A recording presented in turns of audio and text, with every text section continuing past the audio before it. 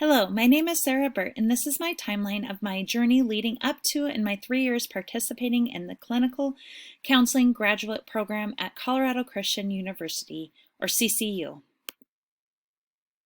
During my undergrad, I read a book called A Work of Heart by Reggie McNeil. McNeil states that capturing and mimicking techniques will not deliver spiritual breakthrough.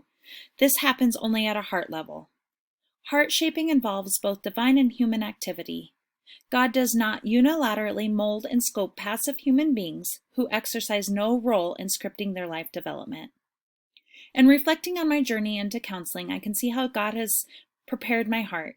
He has done this through previous experiences, community, and in the commonplace of life, conflicts of life, and my wonderful journey with CCU. First, I should say that my mom is a counselor. So I was very hesitant and resistant into going into the counseling field after high school. My first passion was horses. Out of high school, I graduated with a degree in equine science and management, and I trained horses for many years at a large horse show training facility. Horses have been a large piece of my life and have been my teachers emotionally and relationally. After years of showing and training horses, God prompted me into a new venture. I started working at a store called Maurice's and was a store manager for 13 years in multiple locations. Before I worked at this store, I was very shy and awkward. Well, I'm still awkward, but this job opened me up socially, taught me leadership skills and training skills, how to connect with multiple people, how to read people, gave me a deep desire for hurting people, and a curiosity in human behavior. I would not have the courage to pursue a degree in counseling if not for this step in my life. God once again placed on my heart it was time to grow.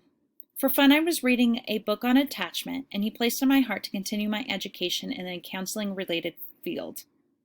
Although I did not make the move for 2 years because I was scared, I signed up for a psychology degree at Colorado Christian University.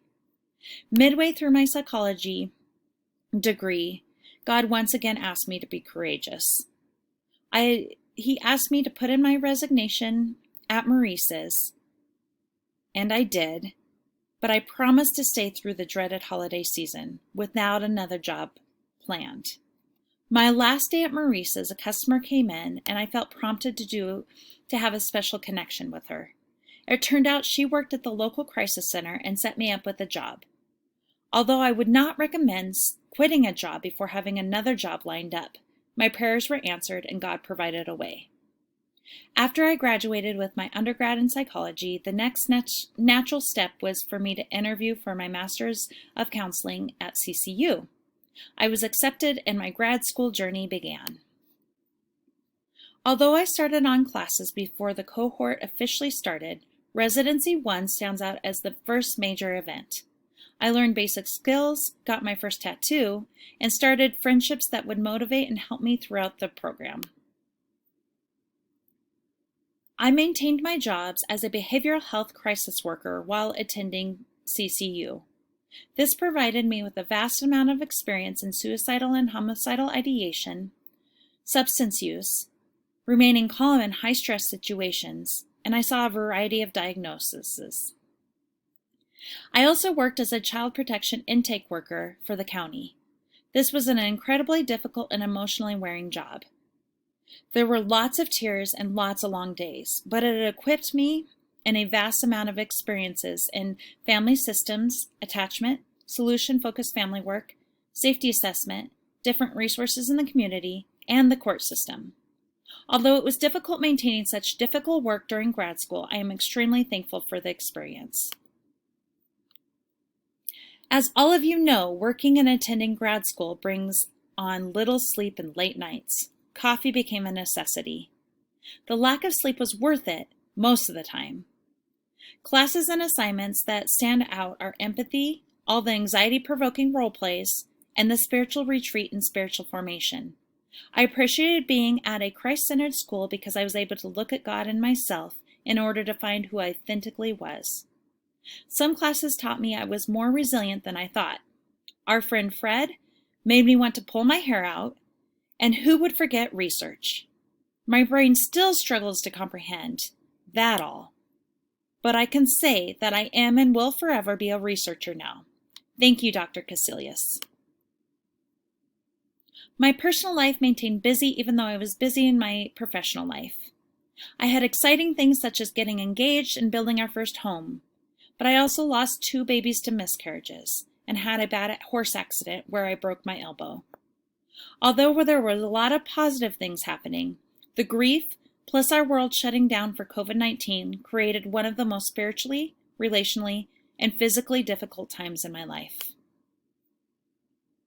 As the world shut down for COVID-19 pandemic and the entire counseling profession was impacted, Residency 2 also had to go to online format. Although CCU did a terrific job adapting to these circumstances, it was not the same being with fellow cohort friends. Professional orientation is where I saw the most growth in me personally and professionally. Just for reference, that terrified little cartoon in the corner of the page, that's me during the beginning of practicum. Just kidding. I found my original theoretical orientation I had picked did not work for me at all, and I learned to sit in the ambivalence of therapy. I learned about myself in relationship and grew to be more authentically me. I am so very thankful for the terrific church I practiced at and the wonderful supervisor I had who created the space for gentle direction, but gentle direction I needed. Although it was not an easy process, God placed me right where He needed me to be, and I chose to follow. Residency 3 was back in person and an amazing experience. Connections with fellow cohort students made the learning experience so much more fulfilling. I learned profound statements like it depends on your state. The reality of private practice, created a memorable trees, was completely terrified with the group projects, and reconnected with friends that have now become my safe people that I can count on and help me clinically and personally. Friendships that are a part of the only people that understand what it is like to go through grad school and a national pandemic.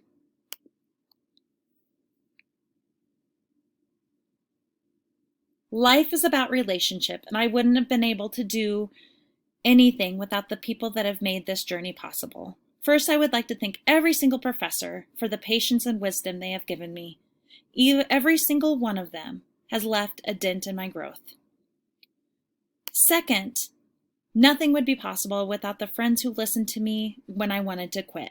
I appreciate the space they gave me to vent and not try to fix things. As silly as it sounds, I also want to thank my horses and dogs. Sometimes just laying on the floor with your dog makes it all better. I'm also thankful for my fiance who picked up on feeding horses and helped me when he could. He put up with me being a little grumpy at times, but still loved me. And last but not least, I want to thank you, my wonderful mom. All 6 years of school, she has stood by me, reads my papers for mistakes, and gives me clinical advice. Without her encouragement and example, it would have been a much harder process. McNeil states that when a leader loses heart, he loses. Through previous experiences, community, and commonplace in life, trials, and my journey with CCU, I have not lost heart. I can see through the process how it has only strengthened and prepared my heart for passion for the future. After graduation, I will be combining my passion for horses and love for people by focusing on equine therapy.